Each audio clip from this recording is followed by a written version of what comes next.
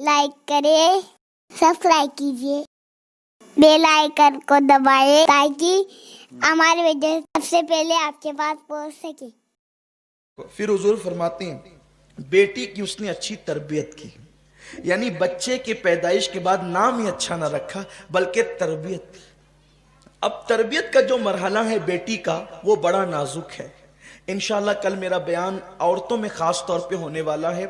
मदरसा मुनीरा में मगरिब से रात 10 बजे तक के दरमियान, उसमें उन्वान ये है इस्लामी बेटी का रूहानी सफ़र, यानी पैदाइश से लेकर ससुराल जाने तक उसका रूहानी सफ़र कैसा होता है, उस पर हम इंशाअल्लाह गुफ्तगू करेंगे अल्लाह की तौफीक से। आज सिर्फ इशारा दे रहे हैं और ख़वातीन अगर सुन रही हैं तो मुनीरा मदरसा कल पहुँचें, ख़ास उनके लिए ही बयान है, महफिल भी उनके लिए है। बेटी की तरबियत, बेटी की तरबियत माँ और बाप दोनों को मिल के करना चाहिए। पहली बात तो ये, तरबियत के दो तरीके होते हैं।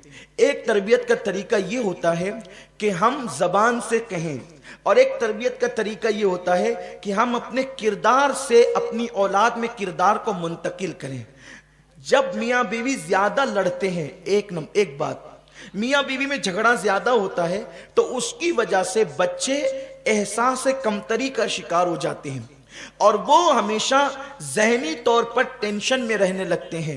इस तरह से बच्चों के अंदर भी फिर एक मकाम ऐसा आता है कि उनके अंदर झगड़ालूपन, चिड़चिड़ापन और लड़ाइयों का जज्बा पैदा होता है। इसीलिए जिनके घर में माँ बाप ज़्यादा लड़ते हैं, ऐसी बेटियां और बेटे भी लड़ाई झगड़े के आदी होते हैं। अल्लाह के रसूल सल्लल्लाहु अलैहि वसल्लम की ज़िंदगी हमारे सामने नमूना है। आकाए करीम सल्लल्लाहु अलैहि वसल्लम ने पूरी ज़िंदगी अपनी बीवियों से कभी झगड़ा नहीं किया। हुजूर की शान ही नहीं थी झगड़ा करना, अल्लाह अकबर, बल्कि हुजूर अलैहिस्सलात व तस्लीम से आपकी अज़वाज मुतहरात कभी कभी जो वो ज़बान चलाती और हुजूर अलैहिस्सलाम मुस्कुरा करके दरगुजर फरमा देते। इसलिए हत्तल इम्कान कोशिश करें कि अपने घर में अपनी बीवी के साथ झगड़ा ना हो। अब बताएं, जो मजहब झगड़ा करने से, ज़बानी झगड़ा करने से मना करता है, वो मजहब मार धाड़ की इजाज़त कैसे देता है? इस्लाम में तो मार धाड़ का कोई तसव्वुर ही नहीं है। बीवी को मारना इंतहाई जाहिलाना, बल्कि काफिरों की रसूमात है ये, बीवियों को मारना पीटना। बीवी को मारे कैसे? अल्लाह के रसूल सल्लल्लाहु अलैहि वसल्लम फरमाते हैं बीवी को मारने वाला और फिर उसके साथ रहने वाला ऐसे है जैसे थूक कर चाटने वाला। हजूर फरमाते हैं थूक कर चाटने वाला जैसे होता है, ऐसे ही बीवी को मार के उसके साथ रहने वाला होता है। हाँ, एक मंजिल है जहां इस्लाम ने बीवी को मारने की इजाजत दी है। इस्लाम कहता है कि अगर बीवी आपसे कंट्रोल नहीं होती तो आप पहले उसको समझाओ, समझाने पर भी ना माने तो उससे बिस्तर अलग करो, उस पर भी ना माने तो मेरे आका अलैहिस्सलाम फरमाते हैं अपनी मिसवाक से उसको ऐसे मारो कि उसकी ज़र्ब न लगे। अब जाहिर सी बात है कि ना नमाज पढ़ते हैं ना मिसवाक रहती है जेब में, तो मिसवाक से क्या मारेंगे? और चप्पलों से मारते हैं, जूतों से मारते हैं। ऐसे मर्दों पे अल्लाह के रसूल ने लानत फरमाई है। इसका असर आपके बच्चों पे पड़ता है, गलत असर पड़ता है बच्चों पर। इस्लाम देखिए तरबियत के मराहिल में बड़ा हसीन अंदाज रखता है। फिर उसके बाद इस्लाम, जब एक बेटी अपनी माँ को सीरियल देखते हुए देखेगी कि वो सीरियल देखते बैठी है, तो फिर जो है वो बेटी के दिल पर क्या आप असर डाल सकेंगे? वो माँ के साथ सीरियल देखना देख रही, सीख रही है, और सीरियलों के अंदर क्या गंदगी नहीं है। सीरियलों का उन्वान जो मुझे एक अंदाजा होता है, सीरियल के अदाकारों का इंटरव्यू पढ़कर जो मैं अंदाजा करता हूँ, उससे मुझे यूं लगता है कि सीरियल का मतलब ये है नाजायज ताल्लुकात पैदा करने की तरगीब। इसलिए कि एकता कपूर नाम की एक औरत है जो हिंदुस्तान में सीरियलों को बहुत फ़रोग देती है। उसका इंटरव्यू था कि हम अपने सीरियलों के ज़रिए से मजलूम औरतों को ये पैगाम देना चाहते हैं कि जब एक मर्द कई औरतों के साथ मज़े कर सकता है तो एक औरत भी कई मर्दों के साथ मज़े कर सकती है। हमारा उन्वान ये है, ये उसका इंटरव्यू है, मैंने इस पर कभी तफसीली गुफ्तगू भी की है। अब बताएं कि एक औरत जो है जब कई मर्दों के साथ मज़े करेगी तो फिर उसकी ज़िंदगी का हाल क्या क्या होगा। दूसरे मज़ाहिब में तो एक औरत 5 मर्दों के साथ रह सकती है, ये उस मजहब की बात हो सकती है। इस्लाम तो वो मुकद्दस मजहब है कि हमारे यहाँ इस्लाम ये कहता है कि एक चचा के बेटे का हाथ भी जवान लड़की नहीं पकड़ सकती। हमारे मजहब के तकद्दुस का ये हाल है। हमने बेटियों को सोने से ज्यादा, हीरे से ज्यादा, बल्कि कौम की हर दौलत से ज्यादा कीमती समझ रखा है। हमारे यहाँ बेटी जिगर के टुकड़े का नाम है, हमारे यहाँ बेटी आंखों की ठंडक का नाम है, हमारे यहाँ बेटी जो है अल्लाह की नेमत का नाम है, हमारे यहाँ बेटी खुदा की जन्नत का नाम है, हमारे यहाँ बेटी का बड़ा अजीम तसव्वुर है। हम अपनी बेटियों को मर्दों के दरमियान रखना पसंद नहीं करते, बल्कि मेरे मजहब की तालीम तो ये है, अगर कोई नाबीना आकर के बैठ जाए तो औरत को कहा जाता है कि पर्दा करो।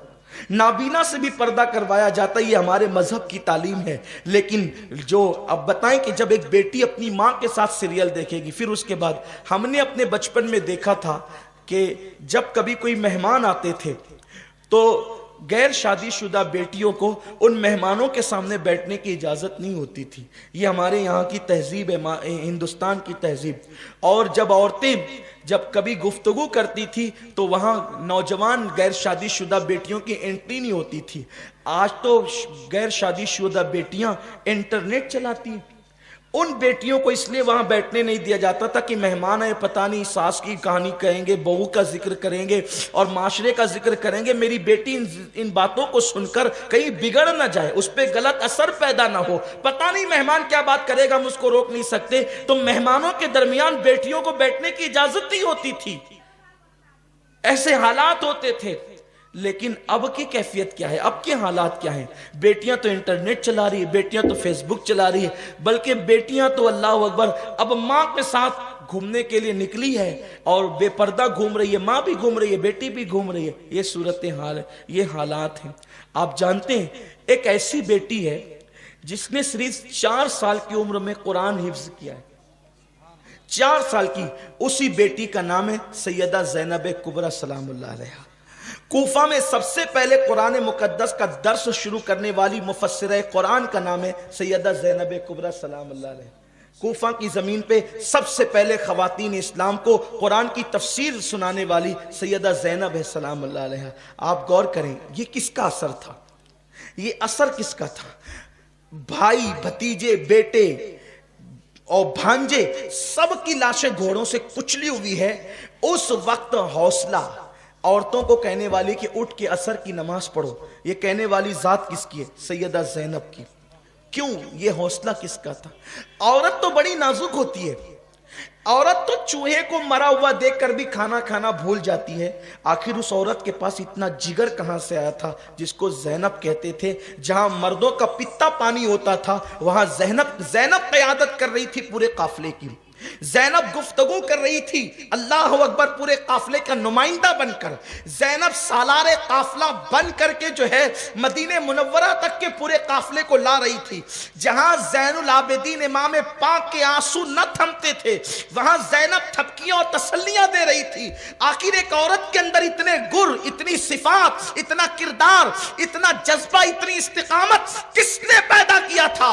मैं कहता हूं कि ये किसी मकतब और खानका की करामत न थी, ये सैयदा फातिमा की तरबियत का नतीजा था कि फातिमा ने अपने वालिद, अपने नबी से तरबियत पाई और उसी तरबियत को सैयदा फातिमा ने अपनी बेटी में मुंतकिल किया है और वही बेटी सैयदा ज़ैनब के नाम से दुनिया के सामने आई है।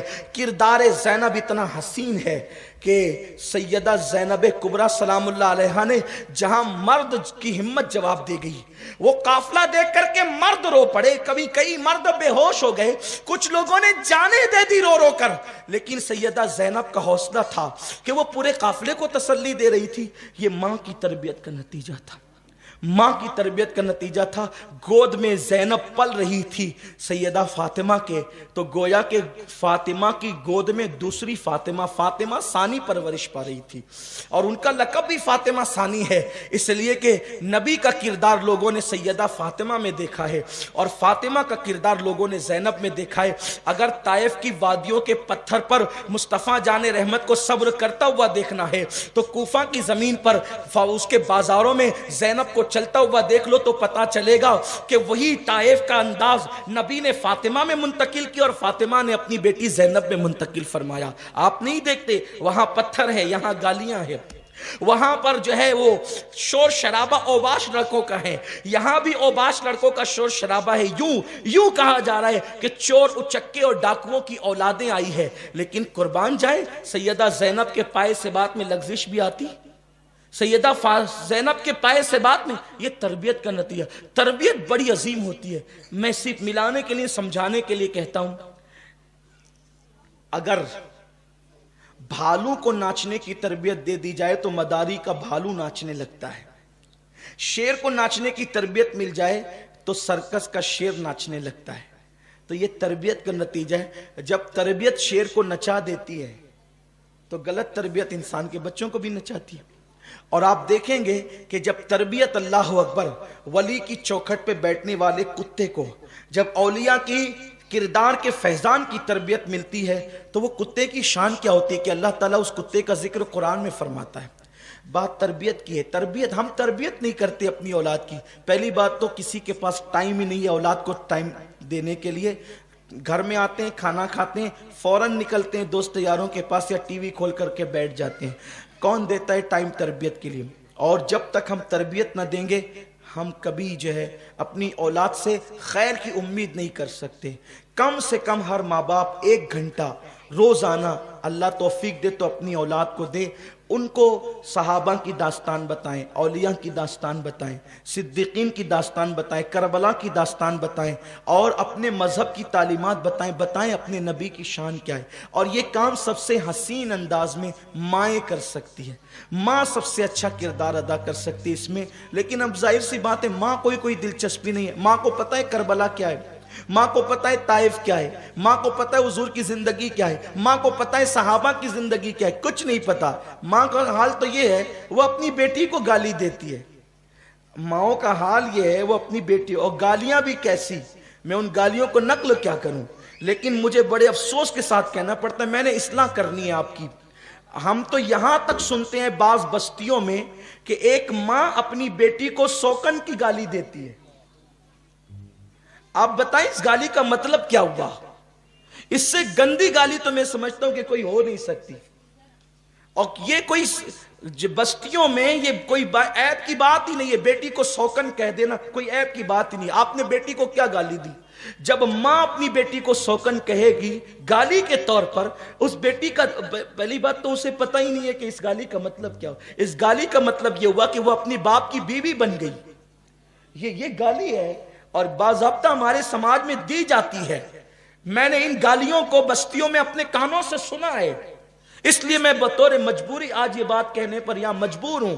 उस मां को तो ये गाली देने से पहले मर जाना चाहिए था जो अपनी बेटी को इतनी गंदी गाली दे रही है। जिहालत की भी हद होती है, इंतहा होती है। इसीलिए इस्लाम कहता है कि जाहिल औरतों से निकाह मत करो, दीनदार औरतों से निकाह करो। हम अपनी बच्चियों को पढ़ा नहीं रहे हैं, इसलिए ये जिहालत है, ये जिहालत की गंदगी है जिसने हमें वो दिन दिखाए हैं कि एक मां अपनी बेटी को इस तरह की गंदी गाली देती है। इस्लाम में तो पिस्सू को भी गाली देने की इजाजत न थी। पिस्सू, इस्लाम, अल्लाह के रसूल फरमाते हैं अगर तुमने पिस्सू को गाली दी तो क़यामत के दिन अल्लाह ताला उस गाली का तुमसे हिसाब लेगा। जब खटमार और पिस्सू को गाली देना नाजायज है तो बेटा और बेटियों को, आज बाप अपने बेटे को मां बहन की गाली देता है, बेटी को मां बहन की गाली देता है। बताओ क्या तरबियत होगी हमारे बच्चों की? बिगाड़ हमने पैदा किया है, जिम्मेदार हम हैं अपनी औलाद को बिगाड़ने के हवाले से। जिहालत से निकलो, खुद भी इल्म दीन हासिल करो, इस्लाम के करीब आओ।